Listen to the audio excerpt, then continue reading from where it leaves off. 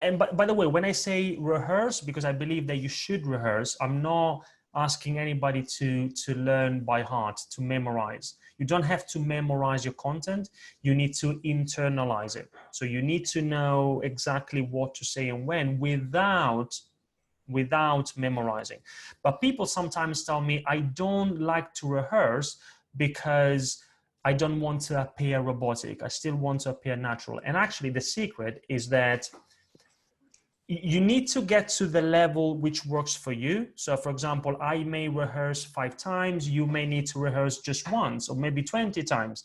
But in theory and in practice as well, the more you rehearse, the more natural you become. It's a bit like rehearsing, Charan, is a bit like climbing a hill. If you want to climb a mountain, and then if you go up, and then you start going up and then you stop, you will never get to the top of the hill. You need to continue to go up so that you can start going down. The same is true when it comes to rehearsal.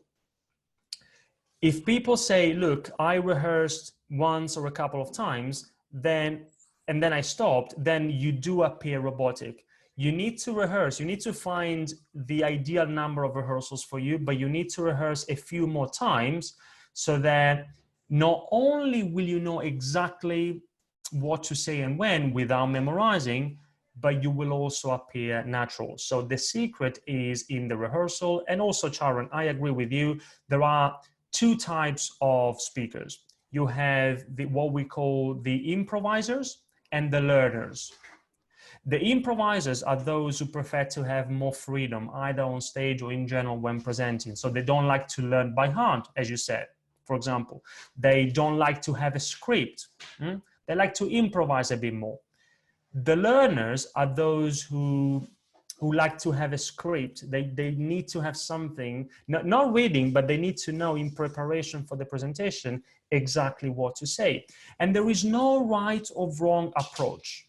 There's only the approach that works for you. But I can tell you, especially for improvisers, I would always encourage you to rehearse a number of times, because it will, even if every time you rehearse what you say is different, it will you will remember what you say, and it will be more powerful the 5th time than the 1st. And finally, and then we can close on this topic, you only have 2 options if you think about rehearsing.